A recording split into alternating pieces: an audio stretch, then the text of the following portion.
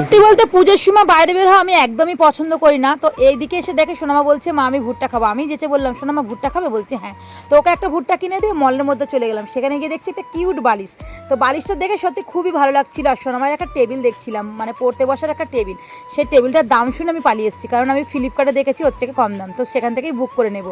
তারপরে বাইরে এসে বললাম সোনামা তুমি জুস খাবে, বললো হ্যাঁ আমি জুস খাবো। ওকে বলতে আমি কিন্তু বাইরে থেকে কাপড় খুবই কম কিনি। আমার কাপড় কেনার একটা জায়গা আছে, সেখান থেকেই আমি সমস্ত কাপড় কিনে নিয়ে আসি। আর সেখানের কাপড়গুলো খুবই পছন্দ। আর আমি যে কাপড়গুলো পরি সবারই পছন্দ হয়, কারণ আমার চয়েসটাই এমন। তো যাই হোক, তারপর সোনামাকে জুস খাইয়ে নিয়ে আমরা আরেকটা মার্কেটের মধ্যে ঢুকলাম যে কেমন কেমন জামা এসছে একটু দেখে আসি। সত্যি বলতে এবছরে আমার খুব একটা জামা কাপড় পছন্দ হয়নি, কারণ খুব একটা ভালো ছিল না। তো মনের মতন আমি একটাও জামা দেখতে পাইনি। তারপরে কি সোনামাকে বললাম গাড়ি চড়বে, ও ভয় করে গাড়ি চড়তে, কেন জানি না। অনেকটা ঘুরলাম, ঘুরে দেখলাম কোনো কিছু পছন্দ হলো না। তারপরে চলে গেলাম সবজি বাজারে।